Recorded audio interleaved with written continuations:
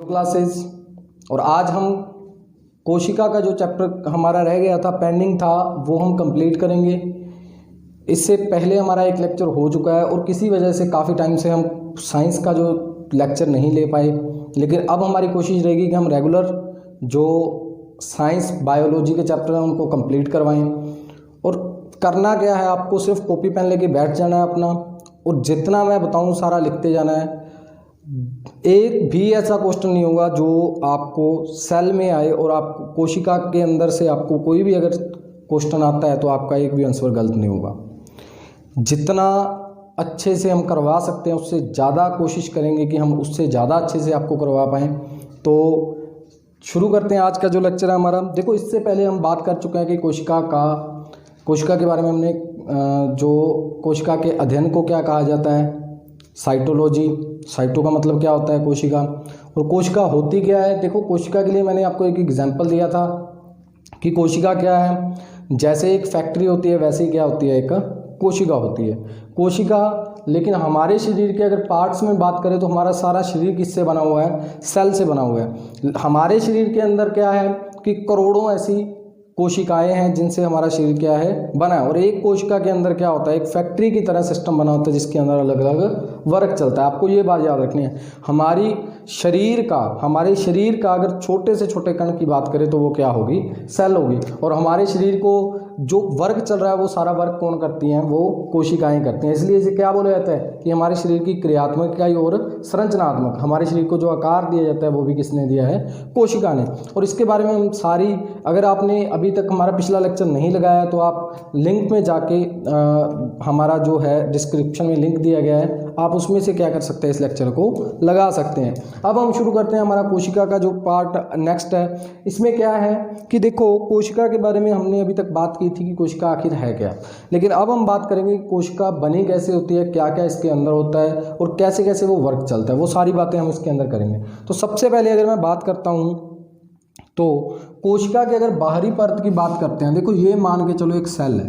क्या है, एक सेल है, कोशिका है, ठीक है। चलो, इससे पहले एक क्वेश्चन जो था पिछली वीडियो में रह गया था बताना कि देखो सबसे छोटी, अगर हमारे शरीर की कोशिका की बात की जाती है, हमने सबसे बड़ी कोशिका पे लेक्चर को ख़त्म किया था, तो हमारे शरीर की जो सबसे छोटी कोशिका है वो कौन सी होती है, वो होती है हमारी आरबीसी। कौन सी, आरबीसी। और आरबीसी कहाँ पाई जाती है, ये वाली सेल जो है, ये कोशिका है, ये कहाँ पे होती है, हमारी ब्लड के अंदर। कहाँ पे होती है, ब्लड में। फिलहाल आप इतना याद रखना, आगे मैं ब्लड में आपको करवा दूंगा सारा, कि हमारे शरीर की सबसे छोटी कोशिका, क्या, सबसे छोटी कोशिका मानव शरीर की कौन सी होती है, आरबीसी। सबसे छोटी कोशिका कौन सी होती है, आरबीसी। तो ये बात आप हमेशा याद रखना। और सबसे बड़ी कौन सी थी, तो शुतुरमुर्ग का अंडा। अगर एनिमल्स में बात करें तो शुतुरमुर्ग का अंडा था। और मानव शरीर की अगर हम बात करते हैं तो हमारे क्या थी, तंत्रिका कोशिका, जो हमारे कहाँ पाई जाती है, ब्रेन के अंदर पाई जाती है। अब हम बात करने वाले हैं कि कोशिका की संरचना। तो कोशिका कैसी होती है, देखो ये क्या है, हमने मान लिया ये कोशिका है। हम पादप और जंतु दोनों कोशिकाओं को साथ लेके चलेंगे। हमारे देखो क्या होती है कि पादप कोशिकाएं जो होती हैं, जो पेड़ों की कोशिकाएं होती हैं। देखो पेड़ों का शरीर, जितने भी लिविंग ऑर्गेनिज्म है, जितनी भी जिंदा चीज़ें हैं इस दुनिया में, वो सभी किससे बनी हैं, वो सभी कोशिकाओं से बनी हुई हैं। किससे बनी हुई है, कोशिकाओं से। और सभी के अंदर जो वर्क चल रहा है वो क्या कर रही है, कोशिका के अंदर वर्क चलता है। किसके अंदर चलता है, कोशिका के अंदर। और अब हम बात करें, देखो जो कोशिका होती है ना, कोशिका के बाहर क्या होती है, अगर हम पादप कोशिकाओं की बात करें तो उसके बाहर एक होती है कोशिका भित्ति। क्या होती है, कोशिका भित्ति। अगर हम इसकी इंग्लिश में बात करें तो इसे क्या बोला जाता है, कोशिका भित्ति। तो इसे इंग्लिश में क्या बोला जाता है, इसे बोला जाता है सेल वॉल। और बच्चे इस चैप्टर को आप अच्छे से ध्यान से देख लेना, क्योंकि अगर आप बायोलॉजी कंप्लीट करना चाहते हो, चाहे आप किसी भी एग्जाम की तैयारी कर रहे हो, तो आपको सेल में से एक या दो क्वेश्चन जरूर आते हैं। तो थोड़ा ध्यान से करना है इसे। देखो सेल वॉल क्या होती है, मैं आपको बता रहा हूँ कि क्या हुआ कि हमारे शरीर में जो कोशिकाएं हैं, हम क्या कर सकते हैं, जो एनिमल्स हैं ये इधर से उधर जा सकते हैं, एक जगह से दूसरी जगह अपनी खुद की सुरक्षा ये कर सकते हैं। लेकिन अगर हम पेड़ पौधों की बात करें तो उनका जो है, उनको एक ही जगह पर रहना पड़ता है। तो वहाँ पे जो मतलब एनवायरनमेंट में जो चेंजेस आते हैं, तो उससे बचाने के लिए, उनकी कोशिकाओं को बचाने के लिए कुदरत ने क्या दिया, नेचर ने उनको क्या दिया, एक कोशिका भित्ति। मतलब उनकी जो सेल है उसके चारों तरफ एक क्या होता है, एक सुरक्षा कवच दिया है। क्या दिया है, एक सुरक्षा कवच दिया हुआ है। Cell wall. जैसे एक फैक्ट्री के चारों तरफ क्या होता है, हम क्या करते हैं कि कई फैक्ट्रीज होती हैं या कई कंपनीज होती हैं, क्या किया जाता है उनके बाहर, मतलब सिक्योरिटी के लिए क्या किया जाता है, दीवारें, बड़ी बड़ी दीवारें खड़ी की जाती हैं और कई बार क्या किया जाता है, तारों का एक जाल बना दिया जाता है। बस आप ये सोच लो कि ताकि क्या होता है कि इसको बाहरी चीज़ों से बचाने के लिए इसको एक क्या दी जाती है, सेल वाल दी जाती है। क्या दी जाती है, पेड़ों को पादप कोशिकाओं में एक सेल वाल होती है। सेल वाल क्या है, सुरक्षा कवच मान लो आप इसका, क्या मानोगे, सुरक्षा कवच। और ये क्या होती है, ये बहुत कठोर होती है। आपको क्या याद रखना है कि पादप कोशिका में, पादप कोशिका का सबसे कठोर भाग है क्या, सबसे कठोर भाग। मेरी बात समझते रहना, जब तक लेक्चर पूरा नहीं करोगे आपको समझ नहीं आएगी, बस समझते रहना कि सबसे कठोर भाग क्या है, सबसे कठोर भाग है ये किसका, पादप कोशिका का। ये सिर्फ पादप में नहीं पाई जाती, आपको ध्यान क्या रखना है, मेरी बात सुनना कि ये कोशिका भित्ति जो क्या है, ये सेल वाल कहाँ होती है, तो पादप कोशिका की अगर बाहरी संरचना की हम बात करते हैं तो पादप कोशिका क्या है, ये कोशिका भित्ति। तो पादप कोशिका की सबसे बाहरी संरचना को क्या बोला जाता है, कोशिका भित्ति। ठीक है, अब हम बात करते हैं कि ये क्या है, सबसे कठोर भाग है। क्या है पहले, सबसे कठोर भाग। पहली बात ये ध्यान रखना कि क्या है ये, सबसे कठोर भाग। सेकंड इसमें क्या है कि ये पादप किस में पाई जाती है, कोशिका भित्ति। आज तक आपको पेड़ों में होगा ध्यान, लेकिन हमें एग्जाम में आता है और दूसरे जो जीव हैं उनके बारे में पूछा जाता है, तो आपको ध्यान रखना है कि ये कवक, पादप, जीवाणु, शैवाल, इन सभी में क्या पाई जाती है, कोशिका भित्ति पाई जाती है। ये बात आपको ध्यान रखनी है कि क्या होता है, हम हमेशा सोचते हैं कि अगर ओनली जो पादप कोशिकाएं हैं उनके बाहरी सेल वाल पाई जाती है, ये बात नहीं है। कवक में पाई जाती है, पादप में पाई जाती है, जीवाणु में पाई जाती है और कहाँ पाई जाती है, ये शैवाल में पाई जाती है। अब हमें ध्यान क्या रखना है कि ये किससे बनी होती है। अब पहले हम बात करेंगे पादप कोशिका की, बाकी की मैं बाद में बताऊंगा कि पादप कोशिका जो है, क्योंकि ज़्यादातर पादप के बारे में पूछा जाता है, लेकिन आपको ध्यान सारे रखना है। पादप कोशिका जो है, पादप कोशिका सेल्यूलोज से बनी होती है। किससे बनी होती है, सेल्यूलोज से बनी होती है, बनी होती है। किससे बनी होती है, सेल्यूलोज से। और सेल्यूलोज क्या होता है, एक कार्बोहाइड्रेट। क्या होता है, एक कार्बोहाइड्रेट, एक कार्बोहाइड्रेट। कौन सा कार्बोहाइड्रेट, तो पॉलीसैकेराइड। कौन सा, पॉलीसैकेराइड। मेरी बात ध्यान से सुनते हैं ना, मैं समझाऊंगा आपको। देखो पॉलीसैकेराइड क्या होता है, हम जो खाना खाते हैं, हमारे शरीर को अगर ऊर्जा मिलती है तो हमें, हमारे शरीर को हमेशा याद रखना है कि 3 चीज़ों से ऊर्जा मिलती है। हम क्या क्या खाते हैं, हम खाते हैं वसा, खाते हैं फैट जिसे बोला जाता है, हम क्या लेते हैं, प्रोटीन्स लेते हैं जिससे हमें ऊर्जा मिलती है, और थर्ड हमारा होता है कार्बोहाइड्रेट्स। आपने कई बार सुना भी होगा। लेकिन अगर अब विटामिन और खनिज लवण की बात की जाए, ये हमारे शरीर को ऊर्जा नहीं देते। आपने कई बार प्रश्न में भी देखा होगा कि इनमें से कौन सा ऐसा पदार्थ है जो हमारे शरीर को ऊर्जा नहीं देता, तो विटामिन और खनिज लवण हमारे शरीर को कभी भी ऊर्जा नहीं देते।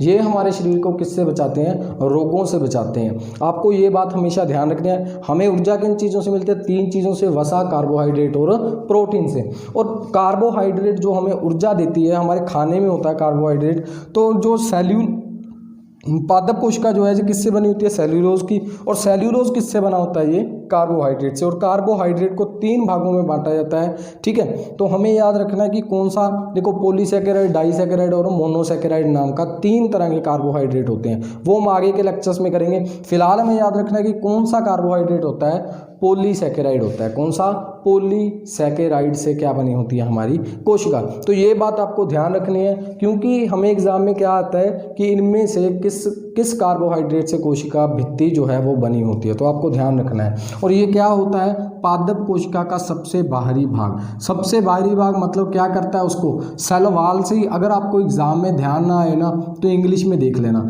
कि सेल वाल होती है। सेल वाल का मतलब क्या हुआ, सुरक्षा कवच हुआ। तो एक बात और ध्यान रखना है कि ये क्या करती है, ये कोशिका के आंतरिक जो भाग है उनकी क्या करती है, बाहरी वातावरण से क्या करती है, ये सुरक्षा करती है। कोशिका के आंतरिक जो अंग हैं जो काम कर रहे हैं उनकी क्या करती है, ये कोशिका भित्ति रक्षा करती है। एक बार आगे लिखो कि यह प्रोटोजोआ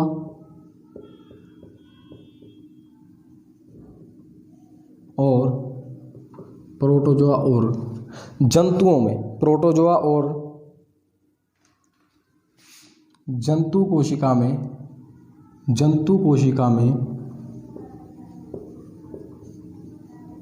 नहीं पाई जाती।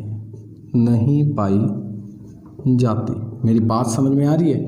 ध्यान रख लेना, क्योंकि हमें क्या होता है, हमें कवक प्रोटोजोआ ये सेम लगते हैं, लेकिन नहीं। एक प्रोटोजोआ है और एक जंतु कोशिका है जिसके अंदर क्या नहीं पाई जाती, कोशिका भित्ति नहीं पाई जाती। बाकी जो भी है, जीवाणु हो गए, कवक हो गया, शैवाल हो गई और हमारे क्या हुए, पादप हो गए, इन सभी के बाहरी क्या पाई जाती है, कोशिका भित्ति पाई जाती है। तो ये बात को आपको ध्यान रखना है। नेक्स्ट हमारा आता है कि जो बाकियों की जो कोशिकाएं हैं वो किस किस चीज़ से बनी हैं। अगर हम बात करते हैं जीवाणु की, अगर हम बात करें जीवाणु जिसे बोलते हैं बैक्टीरिया, क्या, बैक्टीरिया, तो ये किसके बनी होती है, ये बनी होती है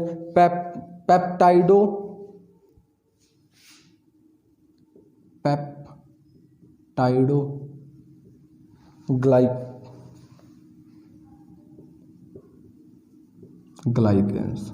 किससे, पेप्टाइडोग्लाइकेंस। किससे बनी होती है, पेप्टाइडोग्लाइकेंस। और अगर बात करते हैं कवक की,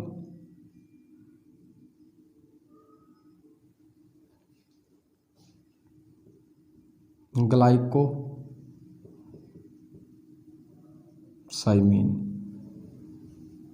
किसकी बनी होती है, ग्लाइकोसाइमीन की। और अगर हमारी बात करते हैं शैवाल की, किसकी, शैवाल की, तो शैवाल की किसकी बनी होती है, पॉलीसैकेराइड की। किसकी, ग्लाइकोप्रोटीन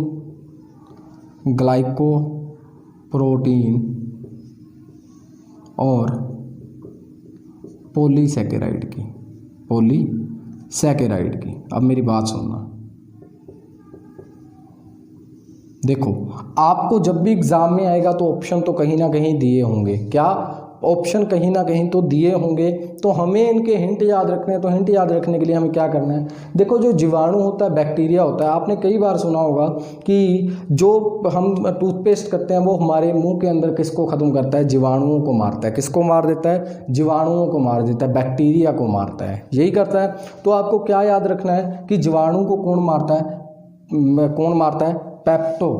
क्या, पेप्टो से आपको याद आ जाएगा पेप्सोडेंट। देखो पेप्टो सेम है ना, तो पेप्सो, तो पेप्सोडेंट अगर आपको याद आ गया तो हमें ध्यान आ जाएगा कि जो जीवाणु की कोशिका भित्ति बनी होती है वो किसके बनी होती है। नेक्स्ट हमारा आता है कवक की।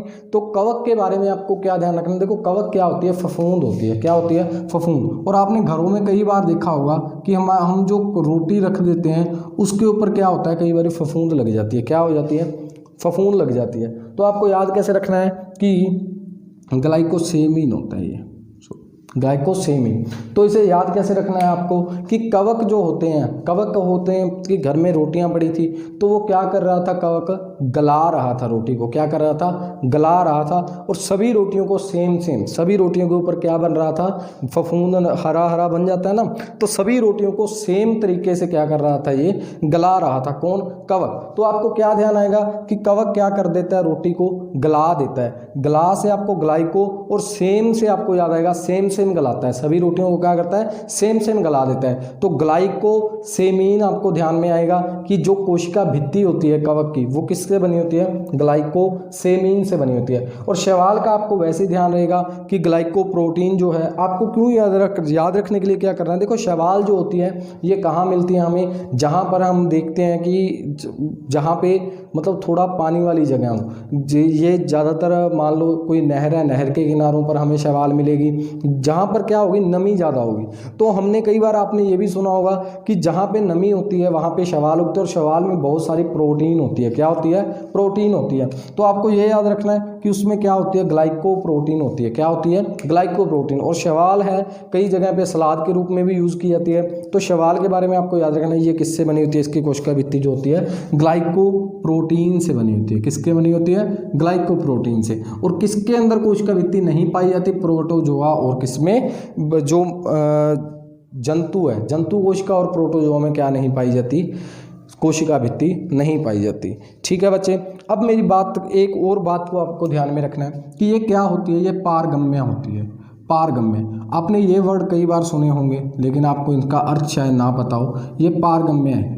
क्या, कोशिका भित्ति क्या होती है, पारगम्य। और पारगम्य क्या होती है चीज़ें, आपने सुना होगा कोशिका झिल्ली अर्ध पारगम्य है, ये पारगम्य है।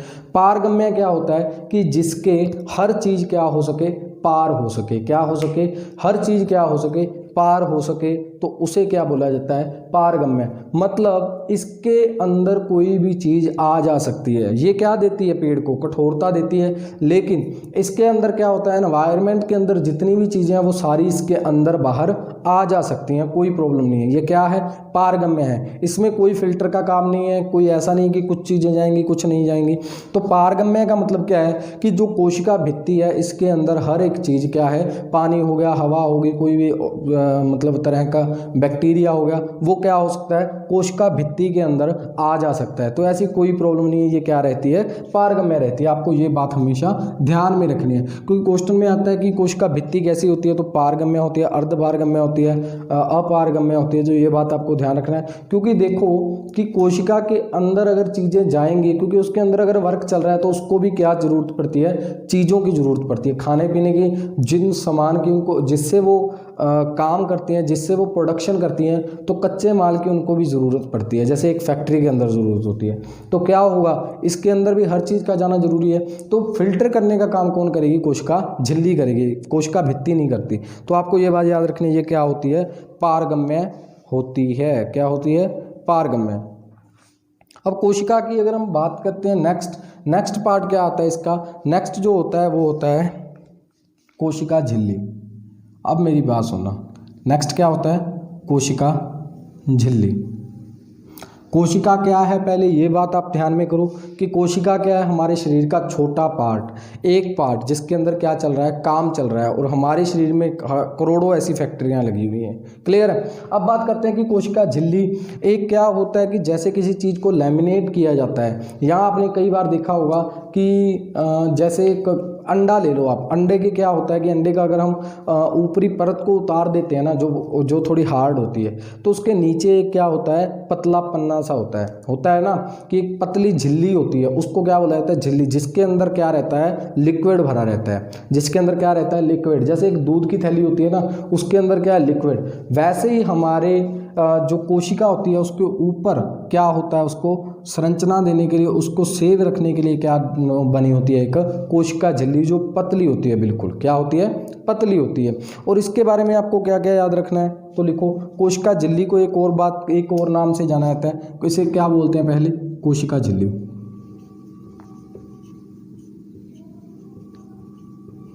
और इसका अगर नाम दूसरे की बात करें तो इसे जीव द्रव्य कला भी कहते हैं। क्या कहते हैं, जीव द्रव्य कला। मेरी बातों को लिखते जाना बच्चे, एक भी क्वेश्चन नहीं गलत होगा। मैंने पूरी मेहनत से इस लेक्चर को तैयार किया है, तो आपको अच्छे से देखना है। जीव द्रव्य कला क्या होती है, हमने बात की कि एक कोशिका झिल्ली के बाहर क्या है, एक जो क्या बनाई हुई है, कोशिका भित्ति बनी हुई है। उसके अंदर वाली साइड में, जैसे अंडे का आप ऊपरी भाग मान लो कि कोशिका भित्ति है, ये मान लो, वो हार्ड है, वो कोशिका भित्ति है, हम मानने के लिए एग्जाम्पल के तौर पे। उसके अंदर क्या है, जो पतला सा एक परत बनी होती है, वो क्या चीज़ है, वो है हमारी कोशिका झिल्ली। और ये किस में होती है, हमारे एनिमल्स में भी होती है, जंतु कोशिकाओं में भी होती है, और किस में होती है, पादप कोशिकाओं के अंदर भी होती है। हमारे अंदर कोशिका भित्ति नहीं होती, हमारी कोशिका डायरेक्ट किसके अंदर होती है, कोशिका झिल्ली में बनी होती है। हमारी कोशिका कहाँ से शुरू होती है, तो अगर आपको एग्जाम में पूछा जाता है कि मानव कोशिका का बाहरी भाग क्या कहलाता है, कोशिका झिल्ली, और पादप कोशिका का सबसे बाहरी भाग क्या कहलाता है, कोशिका भित्ति। तो अभी बात कर रहे हैं कोशिका झिल्ली, तो इसके बारे में हमें क्या क्या ध्यान रखना है। तो सबसे पहले ये किससे बनी होती है, ये बनी होती है प्रोटीन। ये इसकी 3 परतें होती हैं। कितनी परतें होती हैं इसकी, 3 परतें होती हैं, 3 परतों से बनी होती है, परतें होती हैं। फर्स्ट जो परत है, अगर फर्स्ट और सेकंड की बात करें, दो परतें ऊपरी, उस वो कहाँ किसकी बनी होती हैं? वो बनी होती हैं प्रोटीन की। किसकी बनी होती हैं? प्रोटीन की। और अगर अंदर वाली परत की बात करते हैं तो वो बनी होती है वसा की। किसकी? वसा की।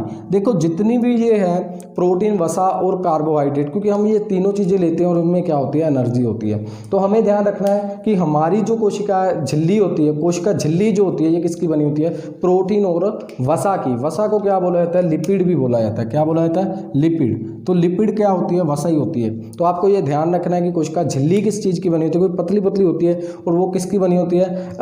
वसा की और प्रोटीन की। तो ये बात आपको ध्यान रखनी है। और ये क्या होती है? ये होती है अर्धपारगम्य। क्या होती है ये? अर्धपारगम्य होती है।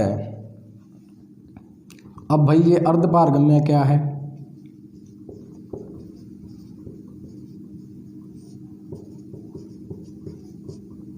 अब मेरी बात सुनना। अर्धपारगम्य, अर्धपारगम्य का मतलब क्या होता है? देखो पहले हमने किया था कोशिका भित्ति क्या होती है? पारगम्य होती है। मतलब उसके अंदर से क्या है कि कोई भी चीज़ अंदर आ जा सकती है। लेकिन अर्धपारगम्य का मतलब क्या होता है कि कुछ चीज़ें अंदर आ सकती हैं और कुछ चीज़ें बाहर जा सकती हैं। मेरी बात समझ आ रही है?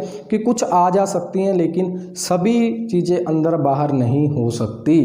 कोशिका झिल्ली का काम क्या होता है कि इसके अंदर जो लिक्विड भरा होता है, हमारी कोशिका झिल्ली के अंदर क्या भरा होता है? जैसे अंडे में लिक्विड भरा होता है ना, वैसी कोशिका झिल्ली के अंदर क्या बना होता है? एक लिक्विड भरा होता है। क्या भरा होता है? एक लिक्विड भरा होता है। जैसे वाइट वाइट सा लिक्विड होता है ना अंडे के अंदर, वैसे ही हमारी कोशिका झिल्ली के अंदर क्या होता है? एक लिक्विड भरा होता है हर एक कोशिका के अंदर।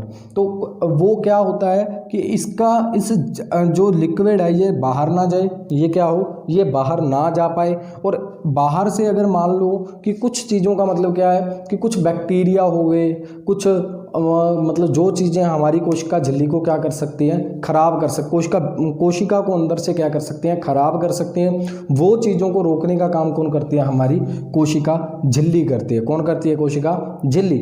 ये सिर्फ किन चीज़ों को अंदर आने देती है? जैसे हमारे शरीर को किसकी ज़रूरत होती है? हम ऑक्सीजन लेते हैं ना ऑक्सीजन। तो ऑक्सीजन हमारी कहाँ जाती है? कोशिकाओं के अंदर जाती है। कहाँ जाती है? कोशिकाओं के अंदर। तो वो कोशिका के अंदर कहाँ से जाएगी? तो ऑक्सीजन जाएगी कहाँ से? यहाँ कोशिका झिल्ली में से होके जाएगी। पानी की ज़रूरत है, पानी कहाँ से जाएगा? कोशिका झिल्ली में से। लेकिन बैक्टीरिया होगा, जिन चीज़ों की हमारी कोशिका को ज़रूरत नहीं है, उन चीज़ों को रोकने का काम कौन करती है? हमारी कोशिका झिल्ली करती है। इसलिए इसे क्या बोला जाता है? अर्धपारगम्य बोला जाता है। क्या बोला जाता है? अर्धपारगम्य। और इसे क्या बोला जाता है? वर्णात्मक झिल्ली भी इसे बोला जाता है। क्या बोला जाता है? एक और वर्णात्मक झिल्ली।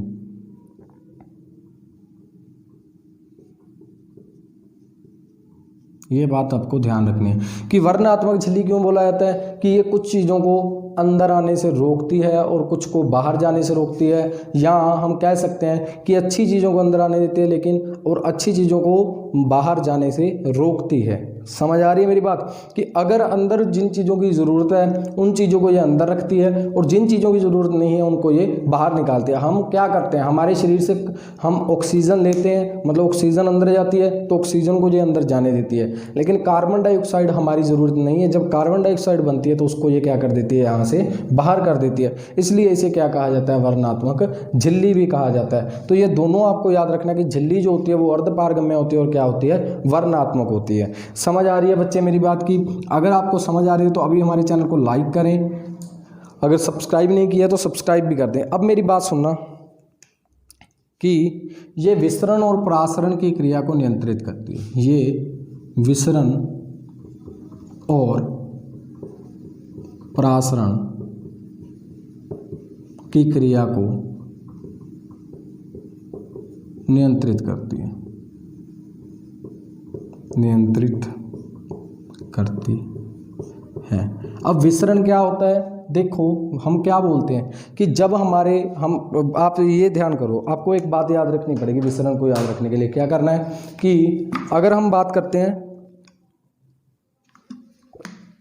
आपने कई बार सुना होगा कि गैस जो है, गैस का रिसाव होता है, गैस रिसती है। क्या करती है? रिसना शुरू होती है, गैस होती है ना। मतलब रिसने से मतलब आपको यही याद रखना है विसरण। क्या होता है? गैस का विसरण होता है। गैस जब निकलती है किसी चीज़ से तो क्या होता है? वो विसरण होता है। अगर किसी चीज़ के अंदर जाते तो वो भी क्या होता है, विसरण होता है। तो आपको ये याद रखना है कि विसरण द्वारा क्या होता है, गैसों किसका आदान प्रदान होता है, गैसों का आदान प्रदान जो होता है, गैसों का आदान प्रदान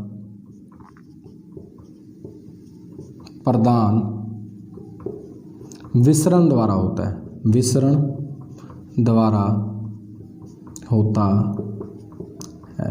अब विसरण होता कैसे है, देखो कोई भी चीज़ ऐसी नहीं है कि उसके अंदर कोई माइंड वाला बंदा बैठा है और वो क्या कर रहा है, किसी चीज़ को बाहर निकाल रहा है और क्या कर रहा है, अंदर कर रहा है। देखो ये नेचर का एक नियम है। क्या नियम है कि अगर कहीं किसी जगह पे कोई चीज़ कम है या ज़्यादा है तो उसका क्या होने लगता है, रिसाव होने लगता है। क्या होने लगता है, रिसाव होता है। जैसे मैं मान के चलते हैं हम क्या करते हैं, अगर मान के चलो आपके घर में एसी चल रहा है, हमारा रूम क्या होता है, ठंडा होता है, और जैसे ही हम दरवाज़ा खोलते हैं तो क्या हो जाता है, बाहर की गर्म हवा अंदर को आने लगती है। क्या होता है, बाहर की गर्म हवा अंदर को आती है और अंदर की ठंडी हवा कहाँ जाने लगती है, बाहर।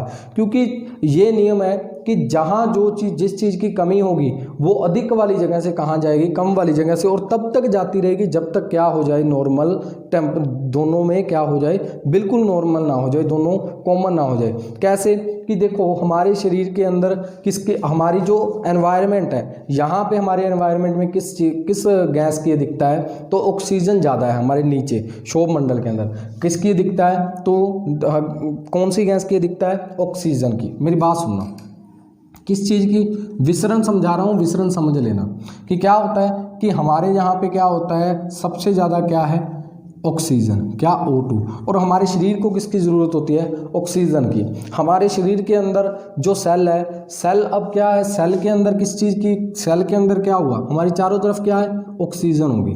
क्या है, ऑक्सीजन। और हमारे शरीर के अंदर किसकी ज़रूरत है, हमें। अब हमारे शरीर के अंदर, हमारी सेल के अंदर क्या है, जो ऑक्सीजन है वो क्या है, कम है। ऑक्सीजन क्या है, कम है। तो ये ऑक्सीजन बाहर क्या है, ज़्यादा वाली चीज़ से कहाँ जाएगी, ये इसके अंदर जाना शुरू कर देगी। ऑक्सीजन क्या करेगी, इसके अंदर जाना ऑक्सीजन क्या करेगी, शुरू कर देगी। क्योंकि बाहर जहाँ पे चीज़ ज़्यादा है वो कम वाली जगह पे, आपको पता होगा हवा हर जगह रहती है, तो ऑक्सीजन कहाँ जाती है, इसके झिल्ली के द्वारा कहाँ जाने लगती है, इसके अंदर होता है, रिसाव की क्रिया के द्वारा क्या करती है, वो इसके अंदर जाने लगती है। अब अंदर क्या होता है, ऑक्सीजन का यूज़ होता है, अंदर वर्किंग चल रहा है, ऊर्जा चाहिए, तो ऊर्जा बनाने के लिए क्या होता है, ऑक्सीजन का यूज़ होता है। आपने कई बार सुना होगा कि अगर हम आग जल रही है तो आग को अगर ऑक्सीजन मिलना बंद हो जाए तो क्या होता है, आग बुझ जाती है। वैसे ही हमारे शरीर के अंदर जो ऊर्जा बनती है उसके लिए किसकी ज़रूरत पड़ती है, ऑक्सीजन की। ऐसे सोच लो कि हमारे अंदर भी जब आग जलती है तो उसके लिए किसकी ज़रूरत है, ऑक्सीजन की। तो ऑक्सीजन जब अंदर जाती है तो जैसे ही ऑक्सीजन जाती है, इसका यूज़ होता है, तो इसके बाद क्या बन जाती है, CO2 बच जाती है। क्या बन जाती है, कार्बन डाइऑक्साइड। अब हमारी कोशिका के अंदर क्या चीज़ बन गई, सारी ऑक्सीजन का यूज़ हो गया, क्या भर गया हमारी कोशिका के अंदर, CO2। तो बात समझ आ रही है, CO2 बन गया। अब CO2 बाहर क्या ज़्यादा है, बाहर तो ऑक्सीजन ज़्यादा थी, बाहर क्या ज़्यादा था, ऑक्सीजन ज़्यादा थी। अब हमारी कोशिका के अंदर क्या ज़्यादा है, CO2। अब जैसे रूम के अंदर ठंडी हवा ज़्यादा है, बाहर क्या है, गर्म हवा, तो क्या होगा, ठंडी हवा बाहर को जाएगी, गर्म हवा अंदर को आएगी। तो वही काम ये होता है कि CO2 ज़्यादा हमारे कोशिका के अंदर ज़्यादा है और बाहर एनवायरनमेंट में ऑक्सीजन ज़्यादा है। तो जैसे ही क्या होगा कि ये CO2 कहाँ जाएगी, बाहर की साइड में, जहाँ ये कम है वहाँ क्या है, कम है, और ऑक्सीजन क्या है, हमारे अंदर की ओर जाएगी। ऑक्सीजन क्या करेगी, ऑक्सीजन हमारी कोशिका में कम है तो ऑक्सीजन अंदर को जाएगी। और ऐसे ही हमारे क्या चलता रहता है, एक प्रोसेस चलता रहता है। जैसे कार्बन डाइऑक्साइड बनती है वो बाहर को जाती है। अब ये मत सोच लेना कि कार्बन डाइऑक्साइड हमारे एनवायरनमेंट में बहुत ज़्यादा है इसलिए हमारे क्या करते हैं, एनवायरनमेंट को बचाना चाहिए। तो आपने अगर पढ़ा है तो आपको पता होगा कि कार्बन डाइऑक्साइड 0.3 कुछ % है, इतनी ज़्यादा हमारे नहीं है। तो ये बात आपको 0.03% है ना। तो ये बात आपको हमेशा क्या रखनी है, कार्बन डाइऑक्साइड इतनी ज़्यादा नहीं है जितनी ऑक्सीजन है, लेकिन कार्बन डाइऑक्साइड हमारे लिए क्या है, खतरनाक है, बस इतना जरूर है। तो जैसे ही कार्बन डाइऑक्साइड बनती है तो वो कहाँ जाती है, फिर एनवायरनमेंट के अंदर ऑक्सीजन ज़्यादा है तो क्या होता है, ऑक्सीजन अंदर को आने लगती है और जो कार्बन डाइऑक्साइड है कहाँ जाने लगती है, बाहर जाने लगती है। और इस क्रिया को क्या बोला जाता है, विसरण क्रिया कहा जाता है। वैसे क्या होता है, प्रासरण जो है, प्रासरण क्या होता है, और हमारी कोशिका को अब क्या है, ऑक्सीजन मिल गई, ऑक्सीजन मिल गई। अब बाहर के एनवायरनमेंट की नहीं बात, अब मेरी बात सुनना, अभी मैंने बोला था कि सेल हमारे अंदर है, तो ऑक्सीजन हम कहाँ से ले रहे हैं, हम बाहर से हवा लेते हैं। क्या लेते हैं, बाहर से हवा ले रहे हैं, और अंदर जाके वो ऑक्सीजन जो है वो अंदर की जो हमारे अंदर कोशिकाएं हैं, जो काम चल रहा है जिनके अंदर, वो सारी क्या ले लेती है, वहाँ से ऑक्सीजन ले लेती है। वैसे क्या होता है कि परासरण होता है। परासरण क्या होता है, हम पूरे दिन में क्या लेते हैं, पानी भी लेते हैं। क्या लेते हैं, पानी पीते हैं, ठीक है। हम क्या कुछ खाते भी हैं, ये सब चीज़ें हम क्या करते हैं, यूज़ करते हैं हमारे शरीर को बचाने के लिए, ऊर्जा के लिए। तो वैसे ही वो परासरण क्रिया के द्वारा जो जल होता है, जो पानी होता है, पानी हम लेते हैं, तो क्या होता है, पानी का भी एक सिस्टम होता है। आप कभी घर पे करके देखना एग्जाम्पल, कि जैसे ही आपने कई बार देखा होगा कि क्या करते हो आप, बादाम जो होते हैं उसको पानी में भिगो देते हो, और सुबह उठ के जब देखते हो तो क्या होता है, बादाम फूल जाता है। क्या होता है, बादाम फूल जाता है, फूल जाता है ना, क्यों, क्योंकि उसके अंदर पानी जो है वो क्या हो जाता है, भर जाता है। उसके अंदर क्या भर जाता है, पानी। अब क्या होगा कि जब आपने उसको गिलास के अंदर डाला, एक बादाम को आपने क्या किया, गिलास के अंदर डाल दिया। अब बादाम के अंदर पानी की मात्रा क्या है, कम है।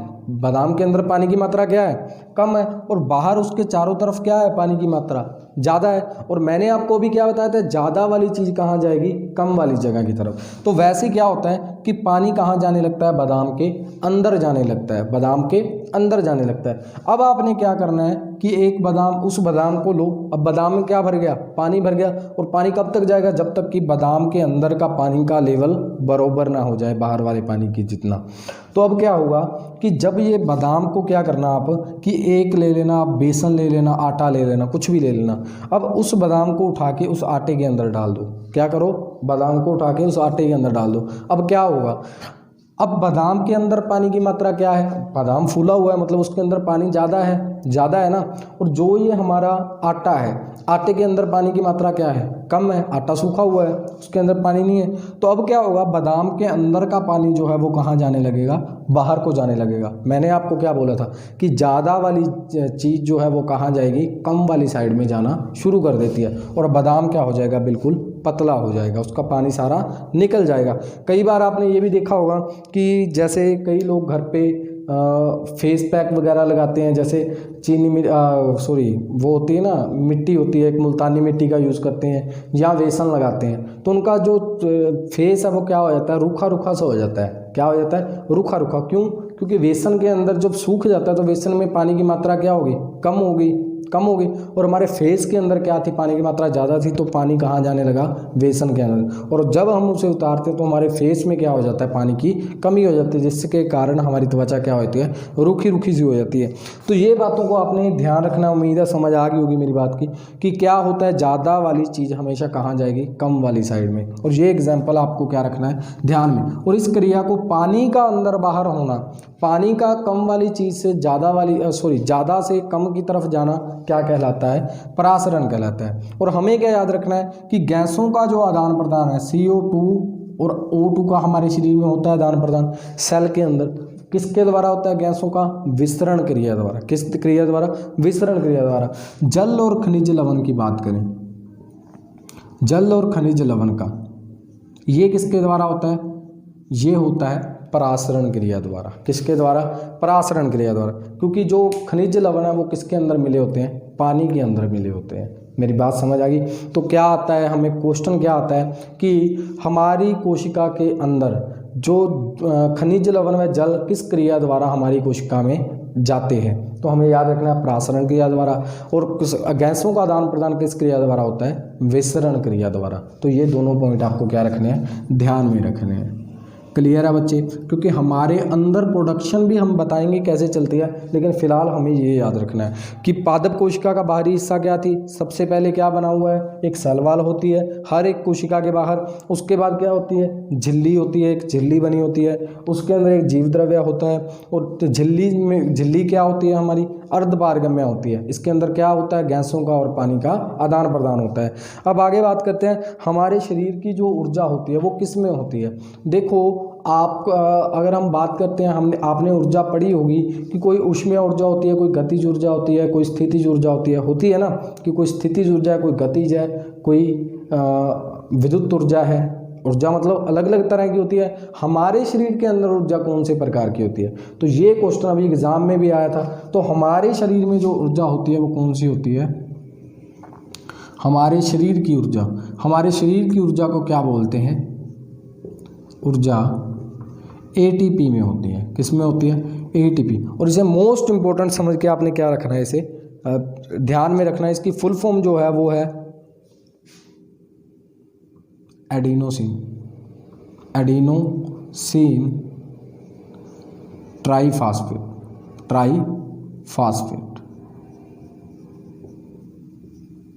Adenosine triphosphate. क्या, एडिनोसिन ट्राईफॉस्फेट में हमारे शरीर की क्या होती है, ऊर्जा। या ऐसे होगा कि हमारी कोशिका के अंदर ऊर्जा किस रूप में होती है, तो आपको याद रखना है एटीपी में। और अगर हमें बोला जाता है कि ऊर्जा होती किस में है, ऊर्जा ग्रह जो होता है वो कौन सा होता है, वैसे मैं उसके बारे में आगे पढ़ूंगा, लेकिन आपको याद रखना है माइटोकॉन्ड्रिया में। किस में होती है, माइटोकॉन्ड्रिया। ऊर्जा ग्रह किसे बोला जाता है, माइटोकॉन्ड्रिया को। किसको बोला जाता है, माइटोकॉन्ड्रिया।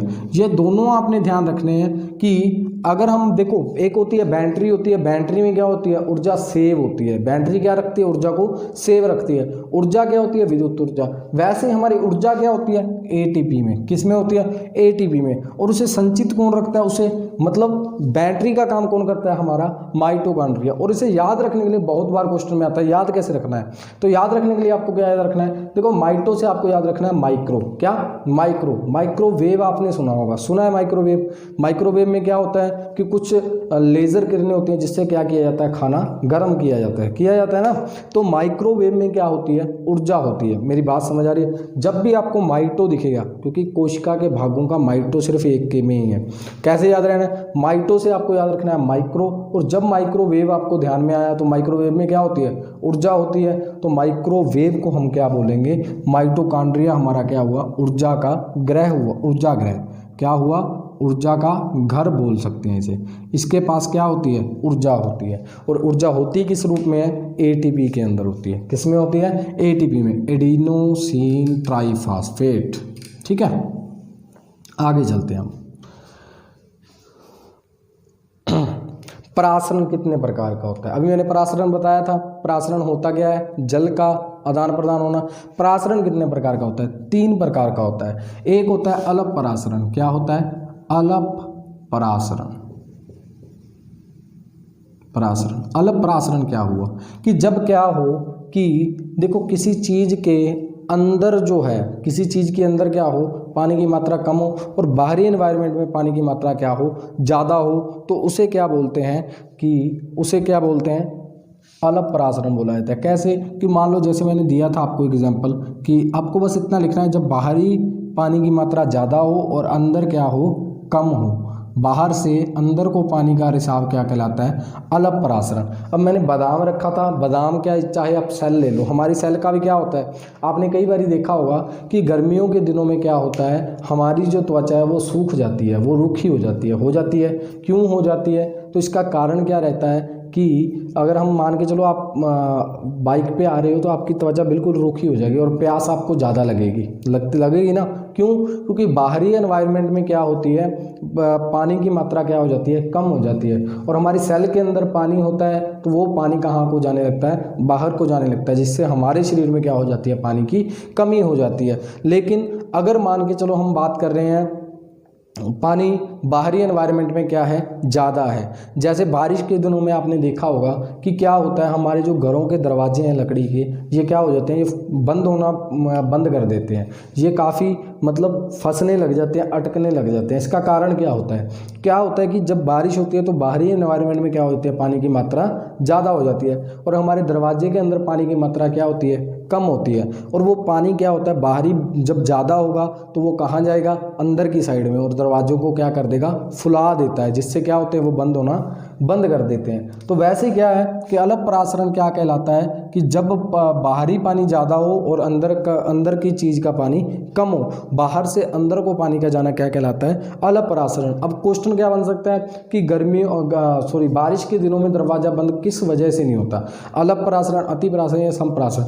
तो अलप परासरण की वजह से क्या हो जाता है, दरवाज़ा बंद नहीं होता। तो ये एग्जाम्पल आपको लिख लेना है, ठीक है। एक होता है सम परासरण। क्या होता है, सम परासरण। अब सम परासरण क्या है,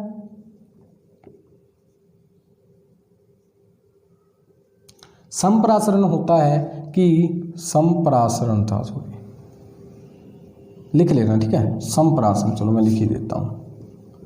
संप्रासरण, संप्रासरण क्या है कि जब बाहर भी पानी समान हो और अंदर की चीज का पानी समान हो, दोनों का पानी क्या हो, बिल्कुल समान हो, दोनों में पानी की मात्रा क्या हो, बिल्कुल बराबर हो, तो ना पानी बाहर जाएगा ना पानी अंदर आएगा, क्या रहेगा, बिल्कुल वैसे की वैसे स्थिति में रहेगा। बात समझ आ रही है कि पानी कब तक अंदर जाता है, जब तक कि दोनों का क्या हो जाए, लेवल एक सा ना हो जाए। जैसे आपने टंकी में देखा होगा, अगर पानी की टंकी की बात करते हैं, आप मान लो ये दो टंकियां हैं, ठीक है, सेम पड़ी है जगह पे, सेम जगह पे पड़ी है, दोनों के बीच में आपने क्या करना है, एक पाइप लगा देना। क्या लगा देना, एक पाइप लगा देना। ये खाली है, ये भरी हुई है, तो इसमें से इसके अंदर पानी कब तक जाएगा, जब तक दोनों का लेवल क्या ना हो जाए, बराबर ना हो जाए, तब क्या होगा, तब ये रुक जाता है। वैसे ही हमारे क्या होता है, संप्रासरण क्या होता है कि जब दोनों का लेवल क्या हो, बिल्कुल बराबर हो, तो उसे क्या बोला जाता है, संप्रासरण। नेक्स्ट हमारा होता है अति परासरण। तो अति परासरण क्या होगा कि जब कोशिका के, अति परासरण क्या रहेगा कि जब कोशिका में पानी क्या है, ज़्यादा है, जब किसी चीज़ के अंदर पानी की मात्रा क्या है, ज़्यादा है, और बाहरी जगह पे क्या है, पानी की मात्रा कम है, तो पानी कहाँ जाएगा, अंदर से बाहर की तरफ जाएगा। जैसे मैंने बात की थी कि गर्मियों के दिनों में जब हम चलते हैं तो हमें प्यास ज़्यादा लगती है। क्यों, क्योंकि बाहरी एनवायरनमेंट में पानी की मात्रा क्या हो जाती है, कम हो जाती है, और हमारी कोशिकाओं का पानी कहाँ जाने लगेगा, हमारे अंदर ज़्यादा पानी है, वो कहाँ जाएगा, बाहरी एनवायरनमेंट में जाने लगता है, जिससे हमें क्या लगती है, प्यास ज़्यादा लगती है। तो इसे क्या बोलोगे आप, अति परासरण।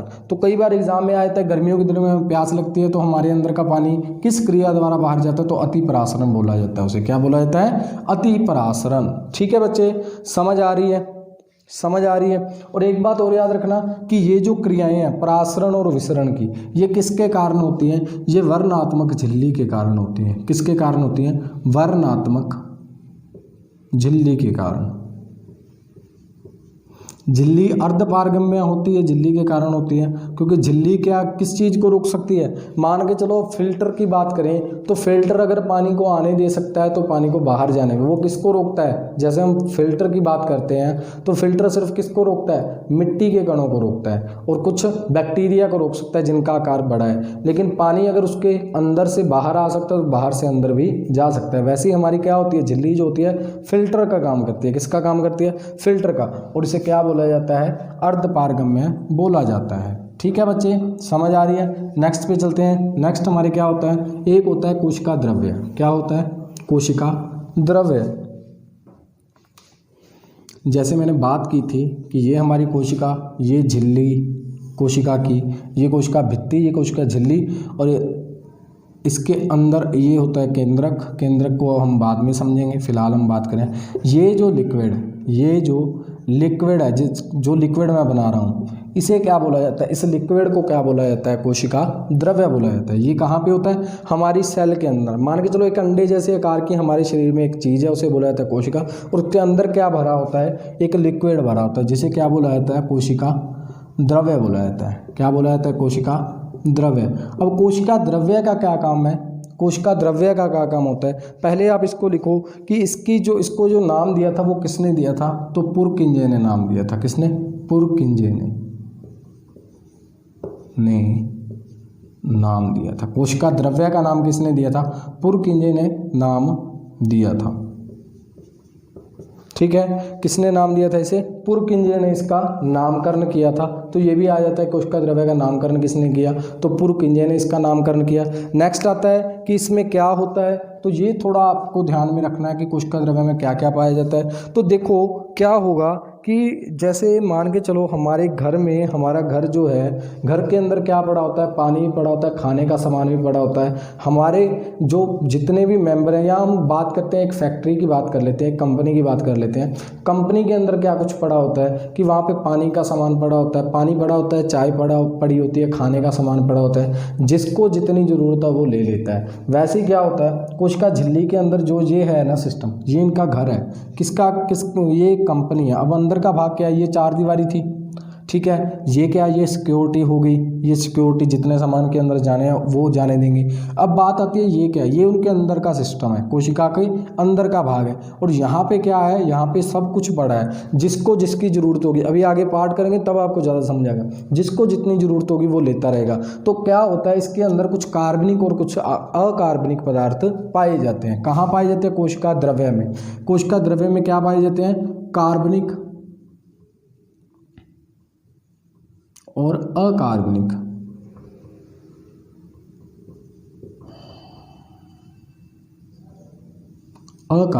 कार्बनिक और अकार्बनिक। देखो, कुछ कार्बनिक पदार्थ पाए जाते हैं, कुछ क्या पाए जाते हैं, अकार्बनिक पदार्थ पाए जाते हैं। कार्बनिक पदार्थ क्या होते हैं, जिनसे हमें क्या मिलेगी, ऊर्जा मिलेगी। जिनसे हमें क्या मिलेगी, ऊर्जा। तो ऊर्जा किन किन चीज़ों से मिलती है, प्रोटीन हो गया, वसा हो गई, और हमारे प्रोटीन, वसा, कार्बोहाइड्रेट।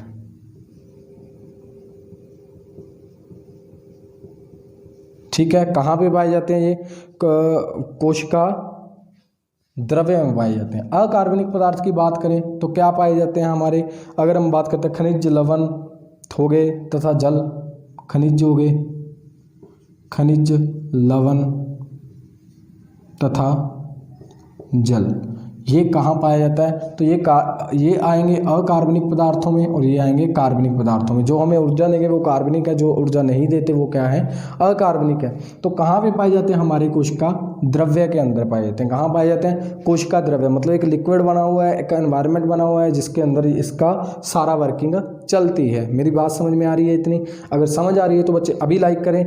और इसका उपयोग क्या किया जाता है, सजीवों द्वारा ईंधन के रूप में किया जाता है। इन चीज़ों का रूप देखो, ईंधन क्या होता है, जिससे ऊर्जा पैदा होती है। ईंधन क्या होता है, जिससे ऊर्जा पैदा होती है। इन चीज़ों से क्या करता है हमारा शरीर, ऊर्जा। देखो, आप सारा दिन खाना खाते हो, खाने में हमें कार्बोहाइड्रेट सब चीज़ें लेनी ज़रूरी है। तो ये जो खाना हम खाते हैं वो कहाँ जाता है, कोशिका के अंदर जाता है। कहाँ जाता है, कोशिका के अंदर। और कोशिका उस खाने का यूज़ किस में करती है, एक ईंधन के रूप में करती है। किसके रूप में करती है, क्योंकि हमने दिन में प्रोटीन भी खाए, वसा भी खाए, कार्बोहाइड्रेट भी खाए, खनिज लवण भी लिया, जल भी लिया।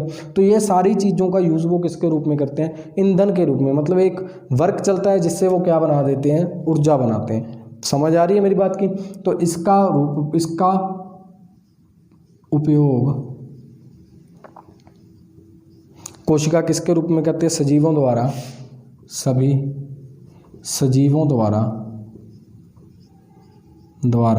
ईंधन के रूप में किया जाता है। द्वारा ईंधन के रूप में किया जाता है। ईंधन आप समझते हो ना, किया जाता है। जैसे देखो, पेट्रोल का यूज़ किस लिए किया, गाड़ी में ऊर्जा लाने के लिए, गाड़ी को चलाने के लिए। वैसे ही हमारे शरीर को चलाने के लिए हमने किन चीज़ों का यूज़ किया, इन चीज़ों का यूज़ किया। तो हमें ये पूछ सकते हैं एग्जाम में कि हमारे शरीर में ईंधन के रूप में किन चीज़ों का यूज़ किया जाता है, तो इन चीज़ों का यूज़ किया जाता है, कार्बनिक व अकार्बनिक पदार्थों का। क्लियर है? इससे हमारे शरीर में क्या बनती है, ऊर्जा बनती है। और इन सब चीज़ों का क्या होता है, हमारा शरीर बाद में वर्क करता है। और ऊर्जा किस रूप में बनती है, एटीपी के रूप में। Very good. किसके रूप में बनती है, एटीपी में। और एटीपी किस में संचित होती रहती है, माइटोकॉन्ड्रिया में। किस में संचित होती रहती है, माइटोकॉन्ड्रिया में। अब बात आती है कि जीव द्रव्य में सबसे ज़्यादा क्या पाया जाता है, जीव द्रव्य में सबसे ज़्यादा क्या पाया जाता है। तो आपको दोनों चीज़ें ध्यान रखनी है। एक इसमें तत्व पाया जाता है ज़्यादा, एक पदार्थ। ज़्यादातर बच्चे कन्फ्यूज किन चीज़ों में होते हैं, तत्व और पदार्थ में। देखो, तत्व अलग चीज़ होती है और यौगिक अगर हम बात करें वो अलग चीज़ें होती हैं। तत्व क्या होते हैं, जो प्रकृति के अंदर। देखो, तत्व, मेरी बात समझना कि हमारी कुदरत में, हमारे नेचर में क्या है कि कुछ चीज़ें ऐसी हैं जो भगवान की बनाई हुई हैं, जो किसी भी चीज़ से मिलके नहीं बनती। क्या, जो किसी भी चीज़ से मिलके नहीं बनती, तो वो क्या होती है, तत्व मानी जाती हैं। जैसे अगर हम बात करते हैं ऑक्सीजन की, ये मैं आपको केमिस्ट्री में अच्छे से समझाऊंगा। फिलहाल आप देखें कि तत्व क्या है। तत्व तत्व पे ध्यान देना कि तत्व कौन सा ज़्यादा पाया जाता है। तत्व हमारी क्या है, ऑक्सीजन, क्या O2 किस में पाई जाती है, क्योंकि हमें शरीर में ऑक्सीजन सबसे ज़्यादा जाती है। तत्व कौन सा पाया जाता है, ऑक्सीजन कोशिका द्रव्य में, क्योंकि इसमें। और एक बात और याद रखना कि जो चीज़ लिक्विड में होगी ना, हमेशा याद रखना कि जो चीज़ जितनी लिक्विड में होगी ना उसके अंदर पानी उतना ही ज़्यादा क्या होगा, पानी पाया जाएगा, चाहे वो कुछ भी हो, चाहे हमारा ब्लड हो, कुछ भी हो। तो आपको याद रखना है कि हमारे शरीर में जो तत्व है वो सबसे ज़्यादा कौन सा पाया जाता है, ऑक्सीजन पाई जाती है तत्व। और पदार्थ कौन सा पाया जाता है, तो पदार्थ पाया जाता है जल। क्या पाया जाता है, जल। कितने %, तो 80%। अभी मैंने आपको बताया कि देखो लिक्विड है तो लिक्विड के अंदर, लिक्विड पानी के अंदर ही हम चीज़ें मिलाते हैं, तो पानी के अंदर सभी चीज़ें मिली होती है तो वो एक क्या बन जाता है, कोशिका द्रव्य बन जाता है, क्योंकि इसके अंदर कुछ कोशिकांग आ गए और काफ़ी चीज़ें। तो हमें याद रखना है कि अगर तत्व पूछा गया तो हम क्या बोलेंगे, ऑक्सीजन पाई जाती है, और अगर पदार्थ पूछा गया तो हम क्या बोलेंगे, जल पाया जाता है हमारी कोशिका के अंदर। क्लियर है बच्चे, यहाँ तक आपको समझ आ चुकी होगी। और अगर आपको यहीं पे आज की जो हमारा लेक्चर है हम ख़त्म करते हैं। आगे हम इसके जो आगे के भाग हैं, जैसे हो गया केंद्रक, केंद्रक में से बहुत सारे क्वेश्चन बनते हैं, उसके वो करेंगे हम, ठीक है। और इसके कोशिका के भाग कि कौन ऊर्जा बनाता है, कैसे बनाता है, क्यों बनाता है, तो ये सारी चीज़ें हम क्या करेंगे, इसका हम थोड़ा अच्छे से ढंग से करेंगे। अभी मेरी बात को आप ध्यान से सुनना कि हमें कोशिका के बारे में पता चला कि कोशिका भित्ति होती है, झिल्ली होती है, और क्या होती है इसकी जो कोशिका द्रव्य होता है, किस किस चीज़ों से बनी होती है, ये सारी चीज़ें आपको क्या रखनी है, ध्यान में रखनी है। देखो एग्जाम के अंदर आपको क्वेश्चन कहीं से भी आ सकता है, लेकिन मैं गारंटी देता हूँ आपका एक भी क्वेश्चन गलत नहीं होगा अगर आप ढंग से क्लासेस लगाओगे। चाहे आप किसी भी एग्जाम की तैयारी कर रहे हो, कोशिका चैप्टर में से कुछ ना कुछ तो पूछा जाता ही है। तो आपको पूरा डीपली अच्छे से तरीके से आपको ये करना है, रिवाइज करना है, ठीक है बच्चे। अगर आपको हमारा लेक्चर पसंद आया तो हमारे चैनल, अगर हमारा लेक्चर पसंद आया तो अभी हमारे जो इसे लाइक करें, और अगर अभी तक आपने इसे सब्सक्राइब नहीं किया है तो आप सब्सक्राइब जरूर कर दें। और अगर आपने हमारी पिछली वीडियो नहीं देखी है तो डिस्क्रिप्शन में जाके आप हमारे लिंक पर क्लिक करके उस वीडियो को देख सकते हैं। नेक्स्ट वीडियो हम, अब मेरी कोशिश भी रहेगी कि मैं नेक्स्ट वीडियो रेगुलर डालता रहूँ हर दिन, और हम जल्दी क्या करें, हमारी बायोलॉजी, केमिस्ट्री और जो फिजिक्स है उसको पूरा करें। अगर आपको हमारा लेक्चर पसंद आया तो कमेंट में आप हमें ज़रूर बताना। और हमारी हरियाणा जी के और जियोग्राफी की क्लासेस भी चल रही हैं, अगर आपने वो नहीं देखी तो वो भी ज़रूर देखें। आने वाला जो एग्ज़ाम है ना बच्चे, देखना जब लॉकडाउन जब ख़त्म होगा ना तो उसके बाद एग्ज़ाम बहुत आएंगे, लेकिन बच्चों के पास जिन्होंने समय संभाला, क्योंकि ये लॉकडाउन का टाइम है, हमारे पास टाइम बहुत है तो हम अच्छे से पढ़ सकते हैं। तो इन दिनों में जिन्होंने पढ़ा है ना उनकी तो नौकरी पक्की है। तो आप पढ़ते रहें और अपने दोस्तों के साथ हमारी वीडियोज़ को शेयर करें। मिलते हैं नेक्स्ट वीडियो में। Thank you, bye bye.